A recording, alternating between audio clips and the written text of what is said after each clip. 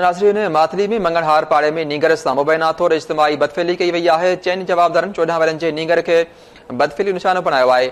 माथली में मंगलहार पाड़े में नीगर सां मुबैना तौर ते इज्तिमाई बदफेली कई वई आहे, जॾहिं त मंगलहार पाड़े में नीगर सां मुबैना तौर ते इज्तिमाई बदफेली कई वई आहे। चइनि जवाबदारनि 14 वरनि जे नीगर खे बदफेली निशानो बणायो आहे। ब्रेक न्यूज़ मां ॾिंदासीं। नाज़रीन, माथली खां जिते वारसनि जी फरियाद ते चइनि जवाबदारनि ख़िलाफ़ केस दाख़िल करे गिरफ्तार, जॾहिं त गिरफ़्तारी अमल में न अची सघी आहे। माथली जे मंगलहार पाड़े में नीगर सां मुबैना तौर ते इज्तिमाई बदफेली कई वई आहे।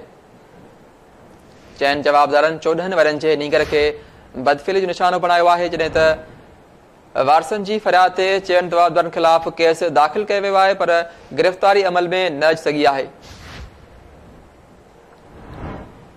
मंगलहार पाड़े में नीगर सां मुबैना तौर ते इज्तिमाई बदफेली कई वई आहे। इन हवाले सां माथली मां लाइन ते मौजूद आहे सत्तार उमरानी।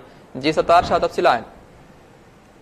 जी बिल्कुल ही माथली जे मंगलहार पाड़े में मुबैना तौर ते चइनि जवाबदार पारां 14 वरनि जे नीगर सां बदफेली कई वई, जो केस माथली थाणे ते दाख़िल कयो आहे। नीगर जे वालिद मुख्तार मेमन पंहिंजो केस दाख़िल कराईंदे मौक़िफ़ वीचार कयो आहे त चइनि जवाबदारनि वारसनि पुट सां बदफेली कई वई आहे।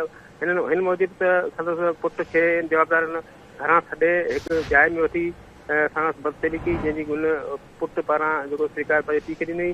माथली पुलिस जवाबदारनि अबाली मंगराड़, अली हैदर गुड्डो मंगराड़, जयपाल मंगराड़ ऐं सैफ अली मंगराड़ ख़िलाफ़ 377, 507, 506 IPPC तहत केस दाख़िल करे वरितो आहे, जॾहिं त अञा ताईं गिरफ़्तारी अमल में न अची सघी। उन सिलसिले में मूं राब्तो कयो एसएचओ माथली मीर मोहम्मद ॻाल्हाई सां सुञियो त जवाबदारनि जी गिरफ़्तारी लाइ मुसलसल छापा हया पिया वञनि, पर जवाबदार फरार थी विया आहिनि। जॾहिं त होॾा तरक़ी अस्पताल माथली में नीगर जी मेडिकल चेक करण खां पोइ जुज़ा वरिता विया आहिनि, अञा ताईं रिपोर्ट न अची सघी आहे।